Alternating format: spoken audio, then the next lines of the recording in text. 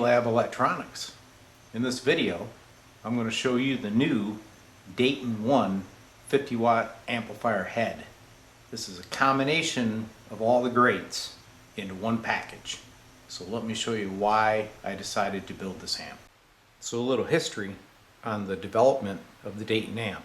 For years, I've had players come over here and they bring me their amplifier and they say, man, I love this Fender sound, but I sure wish it had the output section of a Marshall.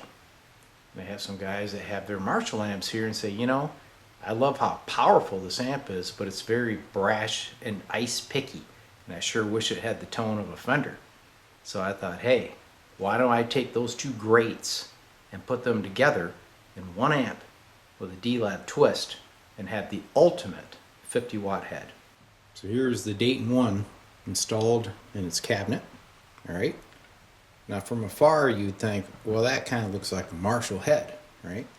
Yeah, it kind of looks like one. However, if you take a look at the control lineup, you'll see that it's not.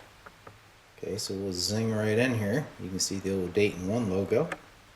And then our control lineup is what gives it away. So we got a master control, a reverb. How many of these Marshall heads have you seen that have a reverb in it, right?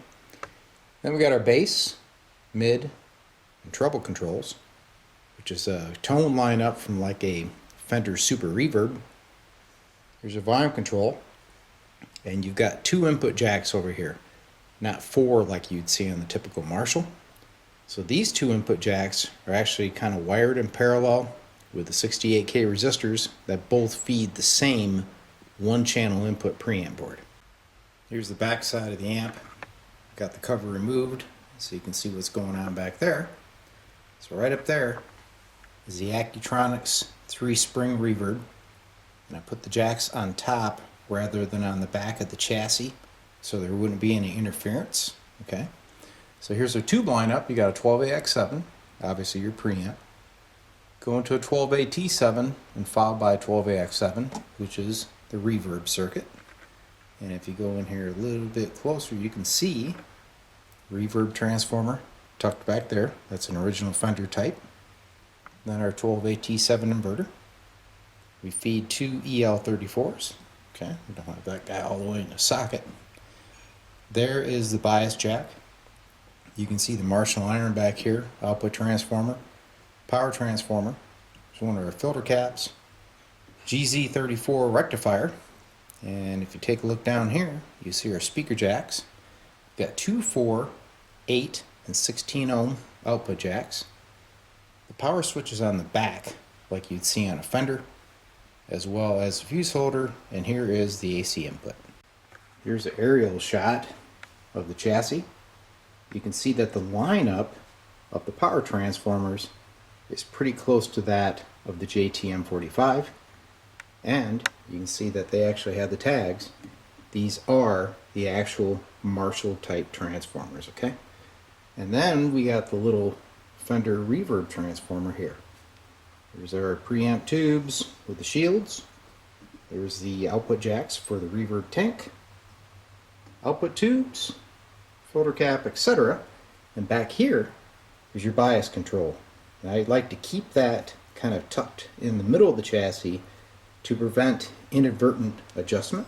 Okay, so let's pop up one of these output tubes, and you can see I use these Amphenol very vintage porcelain type octal sockets, so they'll last forever, and they can definitely handle any heat that these EL-34s can deliver. Here we are bottom side. You can see the star of the show is the Fender Eyelet board. And this is the type from a Fender Deluxe Reverb, the AB763 design. I buy them from Watts Tube Audio. You can see in the area here there's something missing, and that's called the tremolo circuit. I did not put tremolo in this amp, but of course it has the Fender Reverb circuit. There's the cliff jacks for the speaker outputs. There is our master volume control with shielded cabling to reduce noise.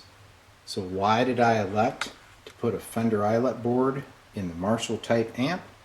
Well, let's take a look at this chart that I'm going to post, and this chart will show you what I use from each model and what D-Lab's contribution was to make one great amp. Taking a look at this design features chart that I came up with, you'll see what I used as the best features of Marshall and Fender and what D-Lab added to design the Dayton 1 head. So down the left side, you'll see some of the key characteristics that I wanted to focus in on. I'm not going to go through everything here, but I'll leave it up long enough so you can take a look at what I utilized, and then you'll obviously see what the end product is, which is the Dayton 1 head.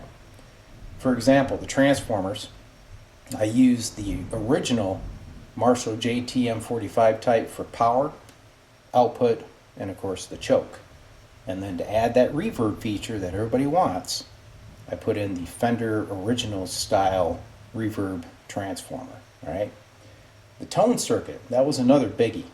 People like master, but people don't like some of the tone circuits that were in the Marshall, especially in the mid-range, because it's over responsive.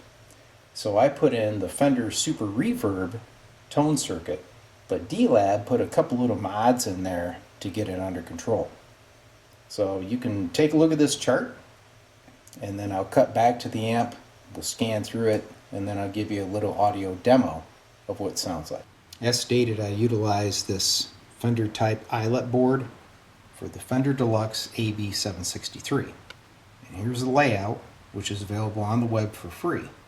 Now I did use this board, but I did not exactly follow this layout for several reasons. Number one, I didn't have a tremolo circuit, so none of this is there. Number two, this is the long tail inverter circuit that Deluxe used. I did not use that. I used the Fender 6G2 type inverter. I also did not use 6V6s because I'm running Marshall iron with EL-34s. I did use the GZ34, and I did partially use some of this tone circuit, but I added the mid-range like you would see in later Fender amps. All right. The other thing is I did not have 2-channel input. I had 1-channel input. So this was kind of a mix of all the features that people have told me that they wanted or didn't want in a 50-watt head. And that's the Dayton 1. So I'm sure many of you are wondering, why didn't I include the detailed build information in this video of the Dayton 1 head? Well, it's because this project's been going on for too long. It's been going on for like 2 to 3 years, all right? I've had this stuff around, but I never quite completed the project because I didn't have enough information as to what everybody would want in that ultimate amp. And I finally got it. I got all the key features of the Marshall and the Fender, and then I put a little D-Lab twist on it to make it a very unique amp. I think this thing's dialed in. It sounds great, and the players so far that come over here, I'm very impressed. So let me give you a little audio clip, and you can see for yourself, and tell me what you think of the Dayton 1.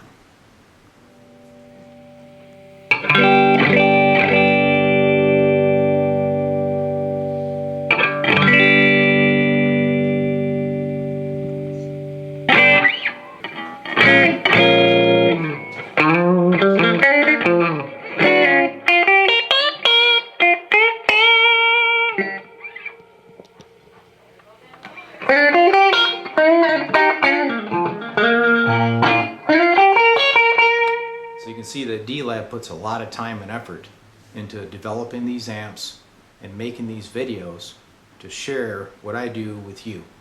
If you guys like what I do, please take that little mousey and hit that subscribe button, because I need some more subscribers to keep it going. Hope you enjoyed it. Thanks.